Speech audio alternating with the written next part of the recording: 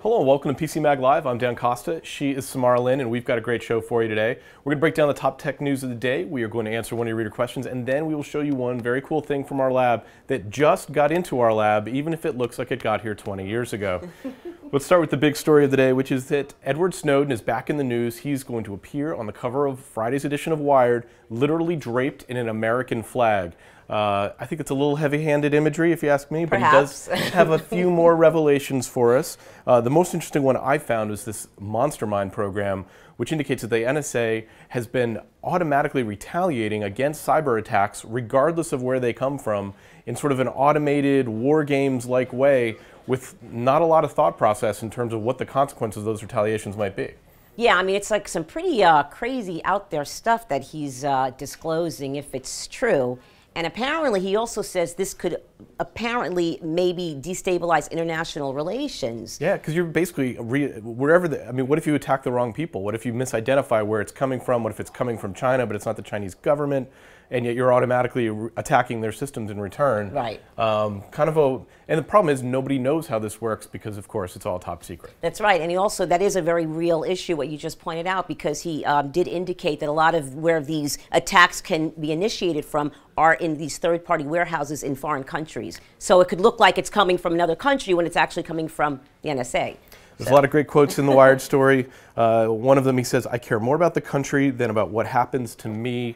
But I don't think he has any plans to return to the U.S. anytime soon." Doubt that. No. So we'll be looking forward to that full story on Friday in Wired. Looks pretty interesting. Also in the news today, Samsung has announced the Galaxy Alpha, which is a better built Galaxy S5 basically with a little bit lower specs, but it is all metal. And this is something I've been asking for a very long time as a Galaxy owner. The Galaxy phones are a little plasticky. I want an all metal phone like the HTC One. You know, that's great. But looking at the specs, not that impressive. Right. I mean, a 4.8 screen is great, but 720p screen, I would argue I could probably live with that. You don't need 1080p on a screen that size, but limited to 32 gigabytes of internal storage and no micro SD slot. It seems like a dumbed down Galaxy S5. It's cheaper though, I would imagine. It's going to be metal, so we don't know the exact pricing information, but it's not going to be cheap. It's going to be a relatively expensive phone to build. They're trying to be premium. They're trying to go up against Apple.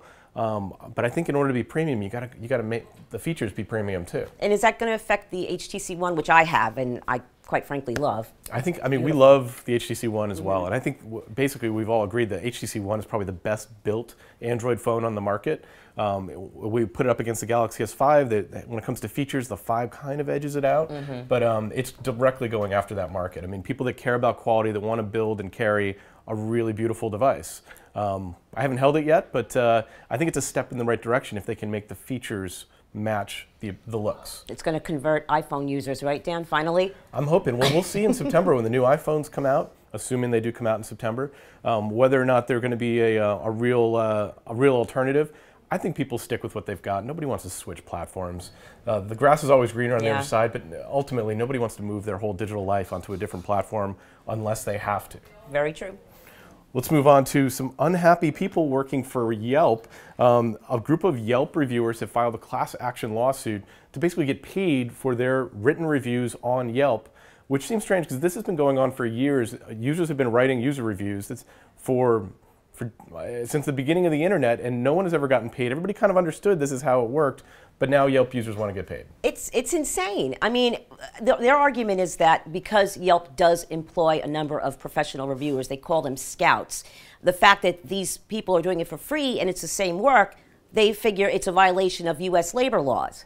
But yep, the Fair Labor Standards Act. That's kind of a stretch, and they're not even stating what they want to be compensated. They didn't claim any damages in this lawsuit. Yeah. So it's very vague. They're trying to see if they can get any traction before they actually put a number on it.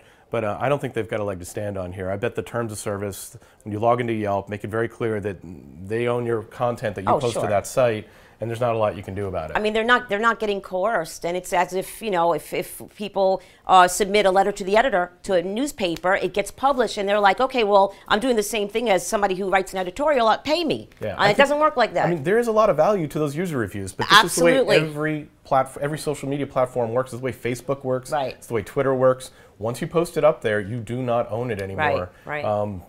That's just the world we live in now. Right. Let's move into a reader question. We take our reader questions via YouTube, by email, on Twitter, on Facebook, and you can ask us those questions, but they will belong to us. You will not be paid for asking us a question. This question comes in from Buford, and he wants to know what the hell happened to the internet yesterday. I actually didn't notice anything went wrong with the internet yesterday, but evidently there was a pretty big problem. Yeah, so apparently there was this great write-up in ZDNet, and there was this pretty significant issue across the United States and in parts of Canada where the internet was extremely slow or just going up and down or down. Apparently what happened was this affected like top-level ISPs, AT&T, Level 3, Cogent Networks, and either one of them was doing some sort of major maintenance. And what happens is when most of these carriers have most of the infrastructure that make up the internet. And even if you have a smaller carrier, they're riding on the backbone of these larger carriers' networks. Even if you're using Time Warner or exactly. Comcast, eventually you're going to hit one of these big networks. Absolutely, they interconnect. So when something goes down, it has a ripple effect. So there was a hardware issue, but now also, with the ZDNet article pointed out, it might have been an issue with routing. And of course, routing is how we get to PCMag.com or how traffic moves across the internet. Routing is done using these routing tables, and that pretty much structures everything so that when we put an address in, we know where to go. These tables are apparently getting so huge that routing is getting screwed up. This is an issue that's been predicted. It has to do with a lot with the traffic, that internet traffic is just becoming so crazy. Some are citing because of the IP address issue. That's not clear, but it might be something that happens again. But it seems like it's been resolved. There was a little bit of a hiccup, resolved, slowed down. Right. It seems like the problem is solved now. Buford doesn't have anything to worry about. Nope. All right. Hope that helps, Buford. Let's move on to one cool thing. We test thousands of products here in our lab in New York City. Every day we take one thing off the shelf and show it to you live. This literally just got into our offices. We saw it at CES. It's called the Binatone brick. It is $69.99, and it is a modern cell phone. It is brand new. It's got an internal battery. It will work on AT&T or T-Mobile. You can also use it as a Bluetooth headset for your current mobile phone, just in case this won't meet your needs. Obviously, this is a bit of a gimmick. It's a throwback device, but it does work as a phone. The voice quality is pretty good, and it's got a LED screen that it's obviously not a smartphone, but a great gift. I remember people using these. I remember when these were in almost every home. Yeah. Wow. So it's got, the interface is a little, I mean, you've got that tiny little screen, so it's not a great interface. It's not going to, it does play Snake, and it has a few games, a contact manager, but it's really a gimmick. It's not going to be your only phone. It's going to work with your cell phone service. And again, only T-Mobile and AT&T, but kind of a great gift for somebody that complains about their current cell phone. Yeah, definitely very retro. You can check out Sasha Segan's full review of the Binatone brick on PCMag.com, and that's been PCMag Live. Tune in tomorrow. We will bring you a brand new show.